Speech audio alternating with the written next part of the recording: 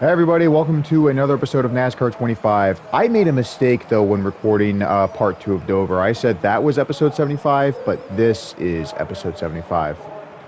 I'm not happy with my performance at Dover though, so I decided not to qualify.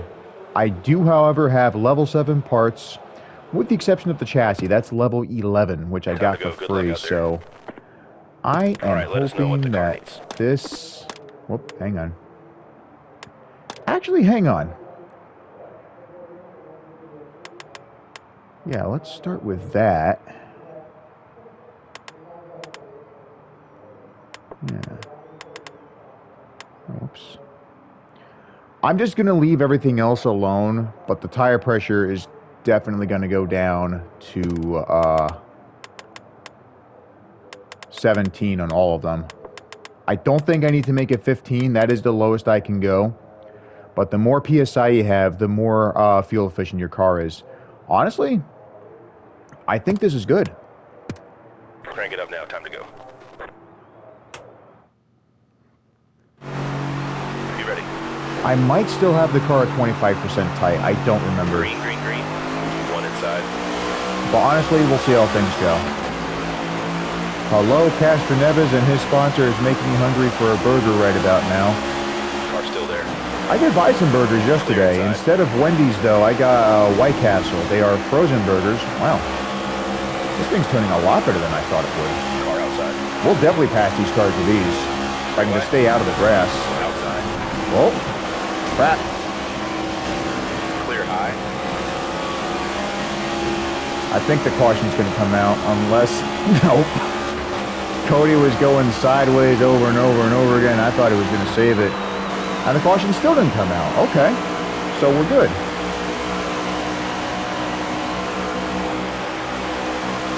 I'm thinking of changing yellows back to relaxed, though. I'll wait till the end of the season, however. One high. Oh, really Clear three wide. Outside door. Clear outside. Car high. Uh-oh, someone spun out. Now the caution's coming out. That's Kyle. When I saw the smoke, I knew something bad was going to happen. We will not pit, however, until lap 20. Or after that, depending on whether or not another caution arrives. Base car's off. You ready now? We will definitely need fuel, because I saw we had 17 laps remaining. There's only 40 laps in this race, so we're definitely not going to have enough to finish. And the tires will need to be changed at some point. I don't want to wait till the last minute and go sideways, but usually around the halfway point is where it's good to change. Well, like I said, depending on whether or not we get cautions, maybe we won't need to change them. It depends on whether or not they get under 70. Like if any of the tires get under 70. One high. God damn it. One up high.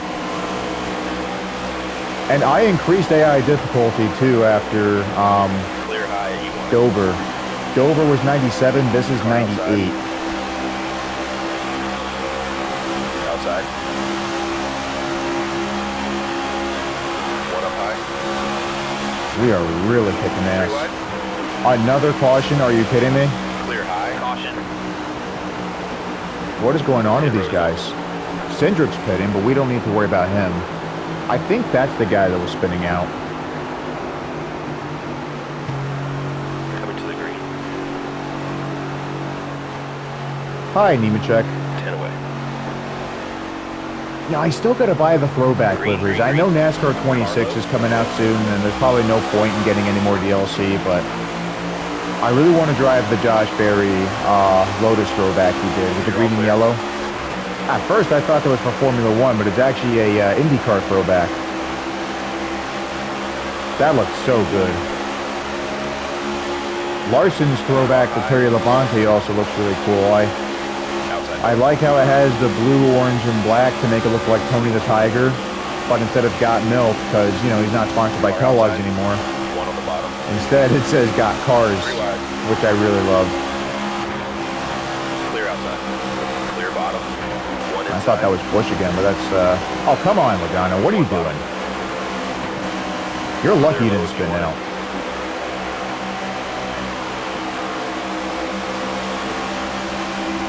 Help Bowman pass the 22 here, and if Logano tries any more bullshit, then he'll get spun out. Don't let Gibbs slow you down now. Let's go. 3 wide. Are you shitting me? Clear up top. Outside. Come on, dude. Yellow's out.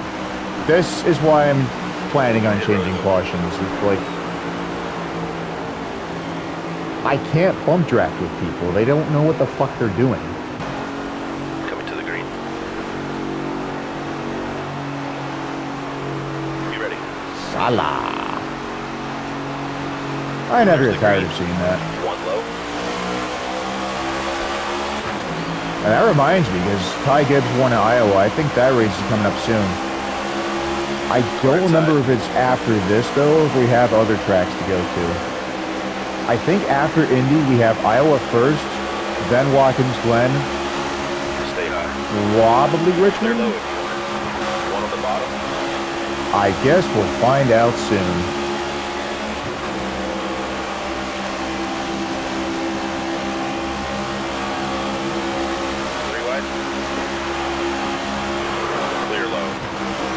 Fuck it, I passed him. I'm still making my way towards the top 10.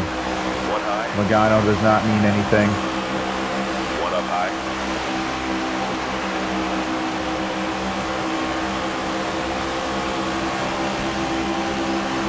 Clear outside. Alright. So far so good. Hopefully no one else will spin out anymore and we can keep going.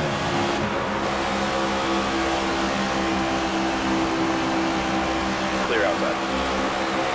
One up high. Out of the way, Wallace.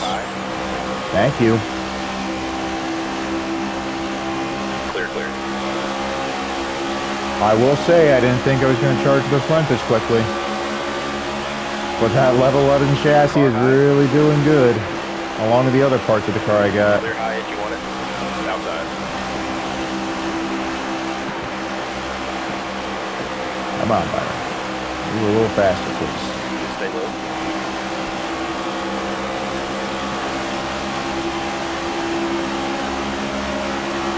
Amazing lap, driver. Thank you. Stay low. All clear. One outside.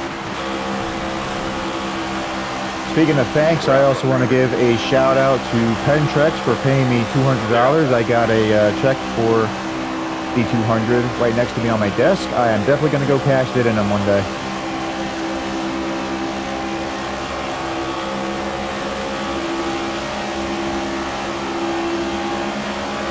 Alright, now that I got the lead, let's keep doing what we can to maintain it. I don't think we have to brake in the corners anymore. Our car is definitely performing well.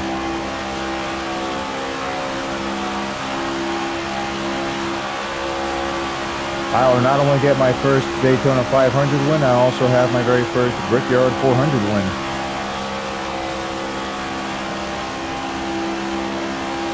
Doing both of those in one season must be very challenging. I think Jeff Gordon pulled it off. I don't remember. I don't even think it was for the same season, but I know he won both a Daytona 500 and a Brickyard 400.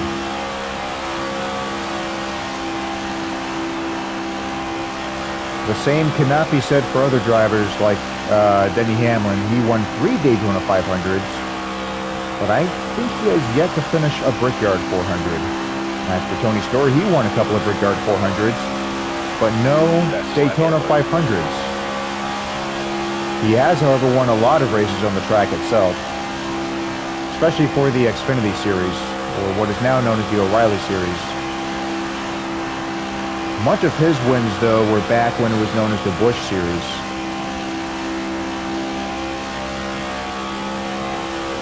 No, don't hit the wall. Keep going.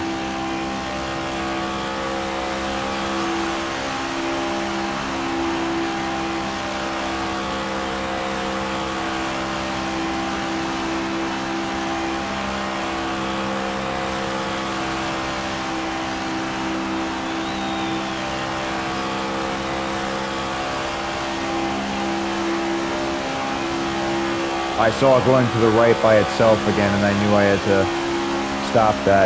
It's a bit similar to NASCAR 14.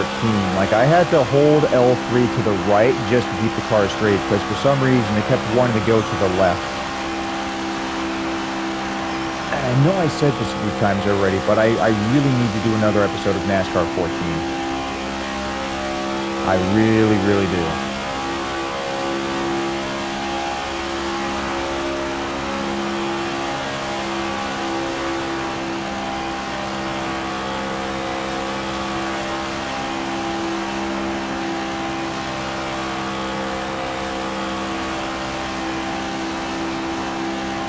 We're definitely building a big gap now.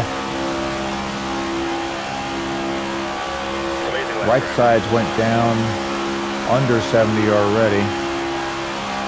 Let's wait a couple of laps though, because this car still feels really good. And if I can keep building my gap between the others, then, like I said, maybe I won't have to pit at all. I mean, I'm still going to need fuel, but maybe I won't have to change tires.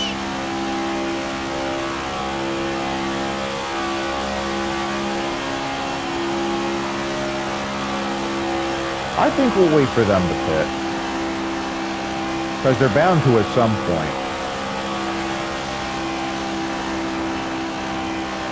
And the further I go, the less fuel I require. Whoop.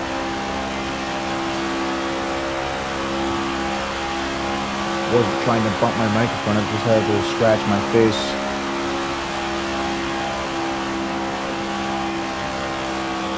I didn't go through that corner as well as I would have liked, but that still could have been worse.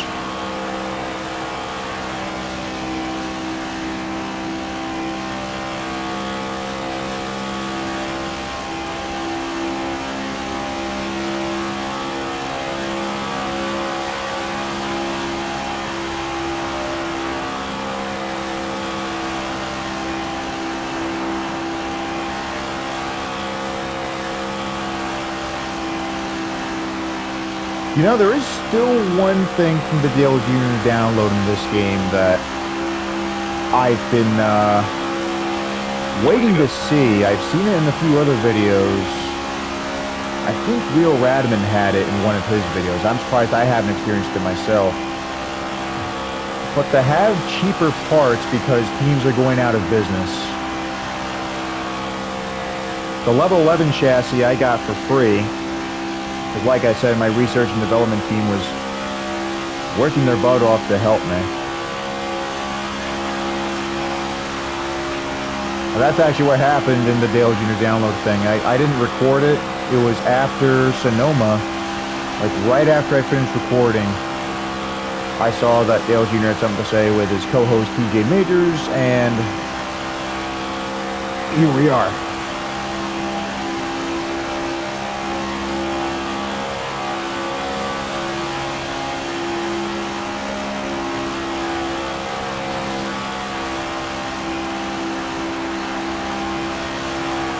Man, going from last to first, this is really impressive. Right front's already down to 50. Alright. Let's cross the finish line and then we'll start making our plan to pit. Outside. Clear up top. Besides, there's a possibility that Denny and a few of the other cars in the top 10 or top 15 will also get to lap traffic and they'll struggle to pass. So let's hit circle 3 more times. One Make high. our plan. Clear high. You want it? Easy tie. Clear outside. Outside. Alright. All clear. I was worried he was going to spin out. All right, But I change up think the we're strategy, safe. We'll do the work. Yeah, we're good. Okay. Tires. Definitely have to be changed. Wedge we're going to leave alone. Pressure we're going to leave alone. Repair should be fine. Let's Bring it in and pit this time. go. One outside. Clear high. You want it? I think some cars are already on pit road because I saw that the second. Oh, Clear outside. there we go. Yellow is out. All right. Looks like we'll have to redo our strategy. You okay with this? And everyone else is pitting too. We really shouldn't need a full tank though. I mean, this will be enough because once the caution comes out after we finish pitting, the lap count's going to decrease from 18 to like 16 or 15, so we'll be fine. Here we come, fellas. Be ready. We might lose our lead, but there's still going to be a lot of other cars pitting with us, so we should be able to get back. And okay, that was actually better than I expected. Then he did not pit, which he's going to regret. Green, green. He'll probably go 5 laps and then go into the stall and chat with his crew chief. Be like, Denny, why didn't you pit? Yeah, I didn't need to at the time. I know that's not how Denny sounds, but like with the way he complains about other drivers when he sometimes wrecks them. At least that's how he was in the past. I don't think he intentionally tries to wreck drivers anymore, but Stay high. in the past, I can imagine someone trying to make Denny sound like that. Yeah, so it says we have 16 laps remaining, but as you can see, there were less than 16 laps to go till we reach the finish, so everything is going to be fine. One low. Clear inside. Denny, you piece of shit. Car inside. After all the nice things I said about you, look at all the positions I lost because of you. Clear low if you want it. Help me, Chase. Outside door. I was willing to help you and some of your Car teammates. outside. Clear up top. Car outside. 3 wide. 1 high. Tyler Redneck. Outside. Clear, clear. I know I mentioned a while ago that it would be amusing if his race car was a Mercedes-Benz instead of a Toyota, but in the past, Mercedes technically was a part of NASCAR, even though none of their cars were actually out on the racetrack. They did own Dodge from 2001 to 2012 when they were in Cup at the time. In 2014, Mercedes sold Chrysler to Fiat, and starting in 2021, Fiat and Chrysler Outside. both ended up being owned by Stellantis, which unfortunately they still are. I heard that they're trying to improve the quality of their cars, but in all honesty, I feel like that might not occur. I mean, you're probably better off selling Chrysler and its other companies back to the Americans, like what Walter P. Chrysler's grandson suggested a while ago. Clear outside. I think it was around 2024. I don't remember Walter's grandson's name, but I remember reading about him and how he Driver, that was your best lap ever. tried getting Stellantis to sell Chrysler and its other companies, Dodge, Jeep, and Ram, having them sold back to an American company so that the cars can actually be good like they were in the past and not be shit boxes like the French are trying to make them. I don't know if they're trying, but French cars were never the best when it came to reliability. That's why they stopped selling cars in the United States in the early 80s. And also a few safety issues too. I think that's also why Volkswagen had to stop sending the Beetle to the United States in 1980. At least that's what I read a couple of years ago in an article.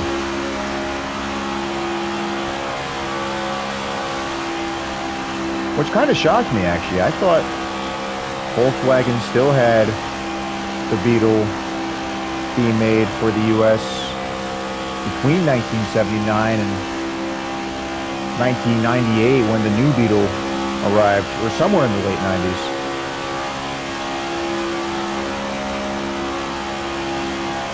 It probably could have been sooner, because I remember I have a couple of Hot Wheels models of some prototypes of the new Beetle from like 1995. At least that's what it says on the bottom. You know how you have cars from Hot Wheels or Matchbox and you look at the bottom and it tells you the year, make, and model of that model. Like you could have a 1941 Dodge Power Wagon or a 1975 Chevrolet Corvette. I chose those specific ones because that's actually what I have. The 1941 Dodge is something I got from Matchbox, and I actually have a few 75 Corvettes from Hot Wheels. Surprisingly, they're both owned by Mattel, but I don't think that's how it was when it first started. Matchbox was first created in 1953, and Hot Wheels first began in 1967. I'm pretty sure Mattel had the rights to Hot Wheels ever since its invention, but I believe Matchbox was under different ownership until more recent times. I love Hot Wheels, but something about Matchbox, I feel like they have better production quality. Like you can see the headlights and a few other things, whereas on Hot Wheels, they do that too sometimes, but most of the Hot Wheels, the lights are basically the same color as the rest of the car.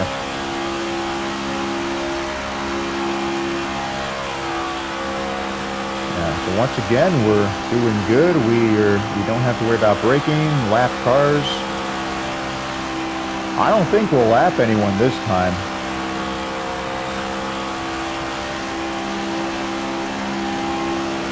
But this has been performing really, really well.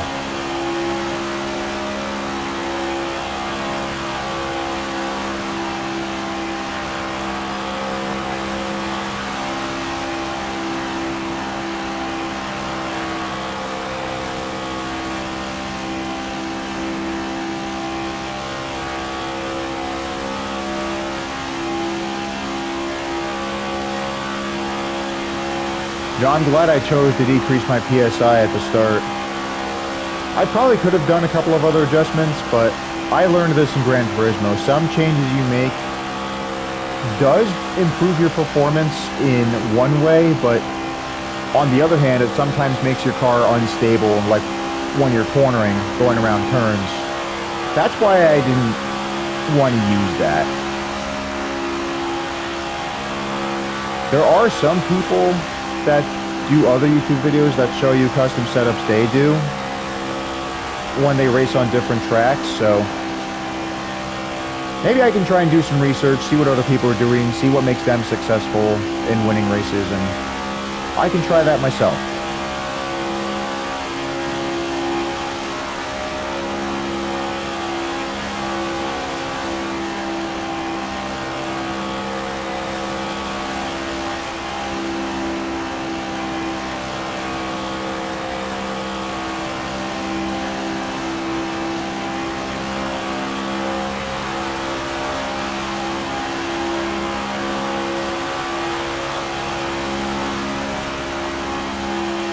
'77 and '64.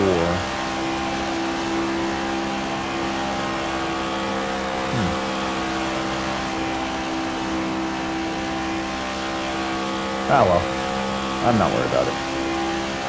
What I am worried about, though, is my spotter getting on the radio when the race is about to end. I clearly have enough fuel to finish the race, and he's going to be like, hey, you need to take and get more fuel. Like, no, we don't.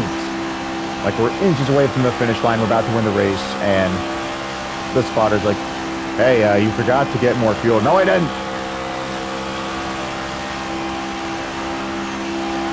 Five to go. We'll find out in a few minutes what he has to say, or if he has to say anything.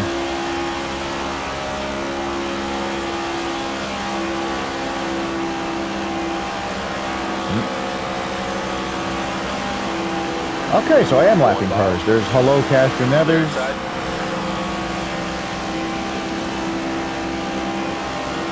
BJ McLeod. I like to have a website I used to go to before Flash was disabled. McLeod Gaming. Clear low.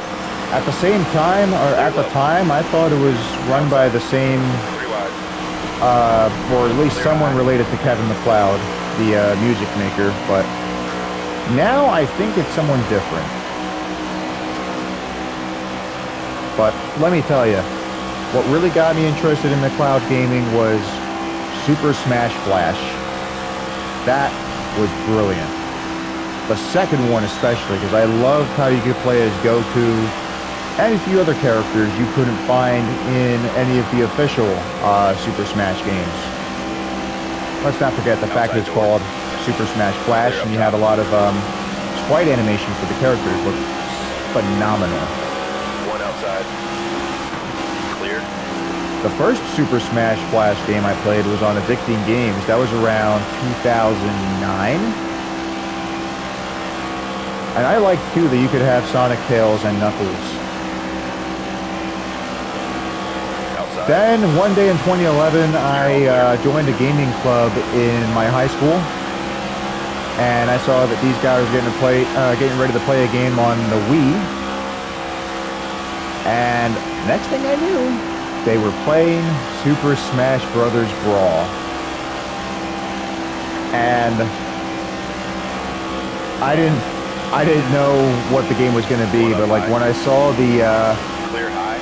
character selection menu, I'm like, wait a minute, I remember this. I played a game similar to this. Clear outside. And boy, was I hooked. Car outside. You're all clear. The only Nintendo console I have now is the GameCube, and I plan to keep it that way. Though I do miss my Wii U. Car high. Clear up top. 2 to go this time. I probably could get Flash for the GameCube if I can find a copy.